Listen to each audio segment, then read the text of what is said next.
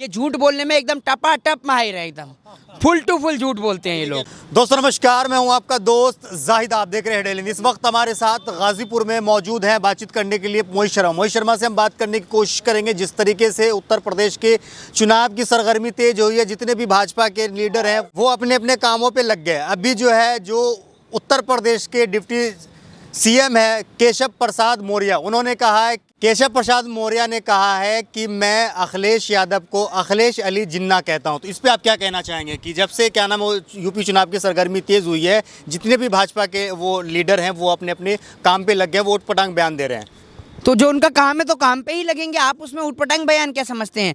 जिस आदमी के पास जितनी मानसिक बुद्धि और जितना मानसिक संतुलन है वो उसी प्रकार का जवाब देगा। अगर आपको गाली देनी आती है तो आप गाली देंगे, किसी को प्यार और स्नेह तो कर नहीं पाएंगे। तो भारतीय जनता पार्टी के नेताओं का काम है पूरे देश में उपद्रव फैलाना, देश के अंदर गतिविधियां करवाना, तमाम तरीके की जातिवाद की गतिविधियां करवाना, हिंदू मुस्लिम को आपस में लड़वाना। तो भारतीय जनता पार्टी के नेताओं का काम है पूरे देश में उपद्रव फैलाना, देश के अंदर गतिविधियां करवाना, तमाम तरीके की जातिवाद की गतिविधियां करवाना, हिंदू मुस्लिम को आपस में लड़वाना। ये भारतीय जनता पार्टी की एक पुरानी और गंदी आदत है और इस आदत को आप कभी नकार नहीं सकते हैं। ये भारतीय जनता पार्टी के नेता इन सब काम करने में माहिर है, तो उनको उनका काम करने दीजिए। बाकी जनता ने अपने जूते चप्पल तैयार कर ही रखे निकाल कर। जी अच्छा, मुझे आप ये बताइए कि चुनाव को लेकर के ऐसा बताया जाता है कि ऐसा आरोप लग रहा है, जो अभी क्या नाम है गुरुग्राम में नमाज को लेकर के जो विवाद हो रहा है, वहाँ पे कुछ लोग जब नमाज पढ़ते हैं तो वहाँ पे कुछ लोग पहुँचते हैं और वहाँ पे जय श्री राम के नारे लगाते हैं, कहते हैं भैया हम यहाँ पर नमाज पढ़ने के लिए नहीं देंगे। जो विपक्ष वाले कह रहे हैं ये यूपी चुनाव है, उसकी तैयारी भाजपा वाले लगे हुए हैं। एक बात आप मुझे बताइए, आप जानते हैं कि हमारा भारत का पड़ोसी देश है चाइना, ठीक है? चाइना जो है वो एक नया उपग्रह भेजने की तैयारी में है चंद्रमा पर, ताकि रोड की स्ट्रीट लाइट को बंद करा के चंद्रमा की रोशनी से ही उजाला किया जाए, ठीक है ना? एक देश अमेरिका है जो पानी के अंदर वो चलाने की बात कर रहा है कि जब पृथ्वी की तबाही मचेगी, जब पृथ्वी पे तबाही मचेगी तो हम पानी के अंदर जो है स्पेसशिप चलाएंगे, जिससे हमारे देश की जनता जो है वो आराम से उसमें रह सके। हमारे देश में क्या हो रहा है? जागरण, चौकी, पूजा, हवन, इनके नाम पे दंगे और फसाद है, जबकि आम जनता इनके नाम पे कभी नहीं लड़ती है, कभी भी। आप मंदिर और मस्जिद में क्या करते हैं?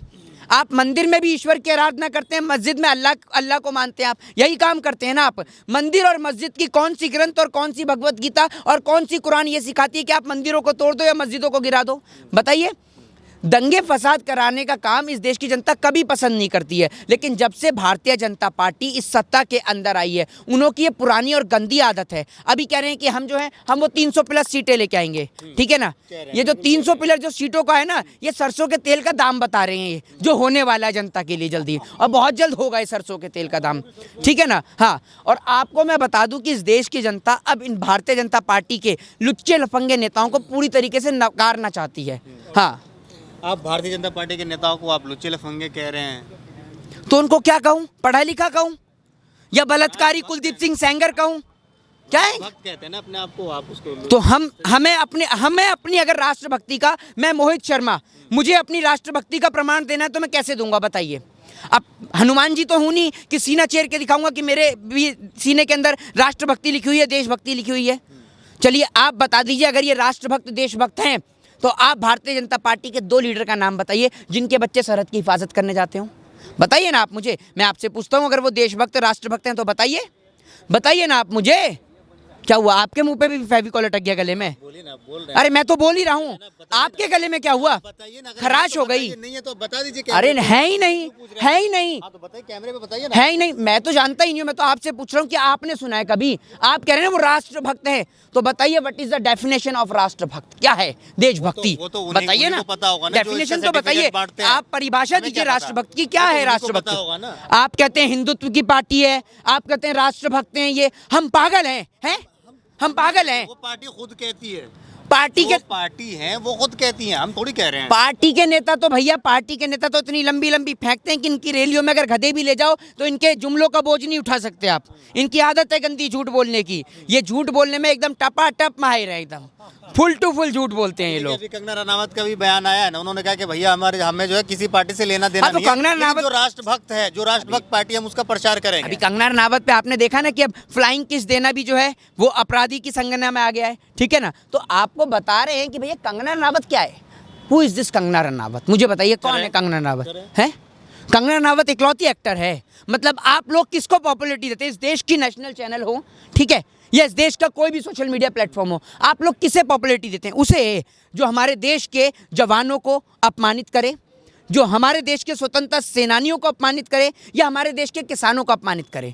बताइए ना। ये आपको लग रहा है ना, लेकिन उन्हें तो लग रहा है ना कि भैया क्यों? हम तो हित में अच्छा बात एक कर मिनट रहे एक हैं। मिनट, आप एक बात है, मुझे लग रहा है, आपको नहीं लगता? अगर आपका ज़मीर जिंदा है तो आप मुझे बताइएगा। हम एक देश के चौथे स्तंभ के पत्रकार से पूछते हैं, आज आपका ज़मीर क्या कहता है कि कंगना रनावत ने जो कहा कि 2014 से जो पहले हमें आज़ादी मिली थी, वो आज़ादी हमें भीख में मिली थी, 47 वाली आज़ादी। कहा कि साबित करें, अगर आप साबित करेंगे तो हो सकता है कि वो जो साबित करें? पुरस्कार मिला वो, अरे साबित करें, हैं? साबित करें। जाकर जाइए एक बार भगत सिंह के घर में, जाइए राजगुरु सुखदेव के घर में, जिन्होंने फांसी के फंदे को चूमा। अगर उनके परिवार के परिजन जिंदा होंगे ना आज भी, जो उनके परिवार के परिजन जो हैं, वो उनका स्वागत जूते और चप्पल से ना करें तो मेरा नाम भी मोहित शर्मा नहीं, बता दे रहा हूं आपको। उनके पास इतना कॉन्फिडेंस है तभी तो वो कह रही है। उनके पास कॉन्फिडेंस नहीं है, उनके पास सिर्फ सत्ता का सपोर्ट है, ठीक है ना। और जिस दिन ये सत्ता का सपोर्ट, और ये हमारे देश का दुर्भाग्य समझिए कि कोई हमारे देश के अंदर लोकतंत्र को अपमानित करके, हमारे देश के स्वतंत्रता सेनानियों को अपमानित करके इस तरीके का बयान देता है, और हमारे देश की सरकारें गूंगी और बहरी हो जाती हैं,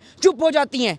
अगर यही बयान ना किसी विपक्ष के नेता ने दे दिया होता ना, तो नरेंद्र मोदी जी और सिलेंडर उठाने वाली स्मृति ईरानी जी दोनों धरना दे चुके होते उसके घर के बाहर, और आज चुप और मौन बैठे हुए हैं। इस देश के अंदर सारे मुद्दे गायब है। कंगना रनावत के आगे सारे मुद्दे फेल कर दिया आपने। कंगना रनावत को तो आपने ऐसे कर दिया जैसे डोनाल्ड ट्रंप की जगह पे, जो बाइडेन की जगह पे कंगना रनावत ही बैठी हुई है। आपने ऐसे बना दिया उन्हें तो बिल्कुल ही, जबकि है कुछ नहीं वो, समझ रही है कुछ नहीं वो। उनसे तो पॉपुलैरिटी में लगता है कि इस देश के पत्रकारों को लोग जानते हैं। का जो बयानबाजी है वो यूपी चुनाव करीब आते क्यों हो रहा है? अरे भाई, अगर आपने देखा होगा अभी क्या नाम है, वो केशव प्रसाद मौर्य ने कहा है कि वहाँ पे क्या नाम है अभी क्या बोलते हैं, मथुरा अभी वो बाकी है। मैं क्या कह रहा हूँ आपसे, आपके पास कॉमन सेंस है? निर्माण जारी है। आपके पास कॉमन सेंस है? नहीं, उन्होंने जो मैं उनकी छोड़िए, आपसे पूछता हूँ, आपके पास कॉमन सेंस है? हाँ या ना बताइए। उन्होंने जो सवाल किया ना, जो उन्होंने, अरे मैं आप ही के सवाल का जवाब दे रहा हूँ। मैं आपसे जो चीज़ पूछ रहा हूँ आप मुझे वो बताइए ना। वो मैं आपको मैं आपसे एक चीज़ पूछ रहा हूँ, मैं आपसे एक चीज़ पूछता हूँ सीधे तौर पे कि आपके पास में कॉमन सेंस है? हाँ ना, है ना? बिल्कुल है, सब है ना। तो आप अपने कॉमन सेंस से इस बात को अंदाजा नहीं लगा सकते कि भारतीय जनता पार्टी के नेता इस तरीके के उटपटांग बयान देते हैं तो क्यों देते हैं? मैं आपको बता देता हूँ। असल में उत्तर प्रदेश के अंदर मुख्यमंत्री की कुर्सी एक है, दावेदार दो हैं, ठीक है। पहले हैं उत्तर प्रदेश के मुख्यमंत्री योगी आदित्यनाथ उर्फ अजय सिंह बिष्ट, और दूसरे हैं डिप्टी सीएम केशव प्रसाद मौर्य। अब दोनों में से दोनों चाहते हैं कि मुख्यमंत्री बनना, डिप्टी सीएम चाहते हैं सीएम बनना, और भाजपा में सीएम कैसे बन सकते हैं बताइए? जो ज़्यादा बेहतर गंदा बयान देगा, जो ज़्यादा बेहतर देश में दंगे कराएगा, वही सीएम की कुर्सी का दावेदार होगा। जो विकास करेगा वो नहीं, जो शिक्षा पे बात करेगा वो नहीं, जो डेवलपमेंट पे बात करेगा, एजुकेशन पे बात करेगा, हेल्थ पे बात करेगा, शिक्षकों की भर्ती पे बात करेगा, एसएससी जीडी की भर्ती पे बात करेगा, वो नहीं है, वो नहीं है। वो बनेगा मुख्यमंत्री जो देश में बढ़िया दंगे करवाएगा। और अगर मुख्यमंत्री बनवाना है अजय सिंह बिष्ट को, तो आप उत्तर प्रदेश में दंगे करवा दो, तभी अजय सिंह बिष्ट मुख्यमंत्री बन सकता है। वरना आप अगर शिक्षा, स्वास्थ्य और बेरोजगारी पे बात कर दो तो वोट जनता जूता ऐसा खोलेगी, मेरे ख्याल से ऐसी लाल कर देगी टांट कि भैया अगर सिकाई भी लगाओगे तभी वो घूमड़ा नहीं बैठेगा। ये बात ध्यान रखिएगा, आप बता रहा हूँ। इसीलिए ये लोग दंगे फसाद पे। आप कहना क्या चाह रहे हैं कि जो ये मतलब बयानबाजी कर रहे हैं बस अपनी अपनी कुर्सी के लिए कर रहे हैं? हाँ जी, कि हम कंपटीशन मुझसे आगे पहुंच जाएं। अरे एक बात आप मुझे बताओ, 4.5 साल से सत्ता में थे, 4.5 साल से इनको याद नहीं आया मथुरा और काशी का मुद्दा, या मथुरा और काशी आज ही बनी है? बताइए ना। 4.5 साल से सो रहे थे, क्योंकि इनको पता है कि चुनाव के टाइम पे दंगे कराओ और कुर्सी पाओ, ये इनकी योजना है, समझ रहे हैं? काम कुछ किया नहीं है तो दंगे फसाद कराओ और कुर्सी को ले जाओ, यही काम है। जनता समझती नहीं है इस बात को। धन्यवाद। तो मेरे साथ यहाँ पे मोहित शर्मा जुड़े हुए थे, इनसे हमने कई सवाल करने की कोशिश करी है। आपको क्या लगता है? आप भी इस वीडियो के नीचे कमेंट करके जरूर बता दीजिएगा। जय हिंद, जय भारत, ख्याल रखिए, हंसते रहिए, मुस्कुराते रहिए।